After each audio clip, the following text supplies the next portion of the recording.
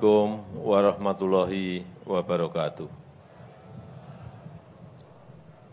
Selamat pagi, salam sejahtera bagi kita semua. Yang saya hormati Menteri Pemuda dan Olahraga, Panglima TNI, Gubernur, Wali Kota Banda Aceh, para Dirjen, Bapak-Ibu sekalian yang saya hormati, hadirin dan undangan yang berbahagia.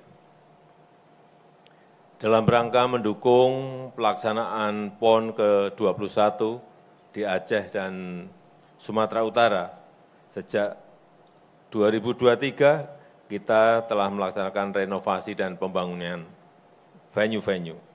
Di Provinsi Aceh ada 18 venue PON yang telah dibangun, direnovasi dengan biaya anggaran 811 miliar rupiah. Ke-18 venue tersebut tersebar di Kota Banda Aceh, kemudian di Kabupaten Aceh Besar, PD, dan di Kabupaten Aceh Tengah. Setelah mampu membangun venue-venue yang bagus ini, tugas selanjutnya, Bapak-Ibu sekalian, terutama pemerintah daerah, provinsi dan kota kabupaten, agar menjaga, merawat, dan memanfaatkan venue ini sebaik-baiknya. Saya tidak ingin setelah PON usai, fasilitas yang telah dibangun dengan dana yang sangat besar tadi, 811 miliar rupiah, menjadi tidak terawat dan akhirnya rusak. Ini pengalaman dari PON-PON sebelumnya.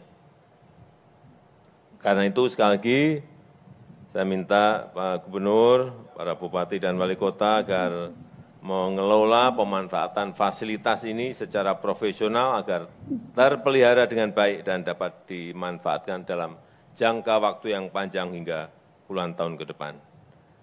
Manfaatkan venue-venue ini sebagai tempat penjaringan dan pembinaan bibit-bibit unggul di bidang olahraga, sebagai tempat pelatihan para atlet dari Aceh untuk meningkatkan prestasi dari cabang-cabang olahraga untuk nantinya bertanding di tingkat nasional maupun. Saya rasa itu yang ingin saya sampaikan, dan dengan mengucap Bismillahirrahmanirrahim, rehabilitasi dan renovasi venue-venue PON ke-21 di Aceh secara resmi saya nyatakan diresmikan. Terima kasih.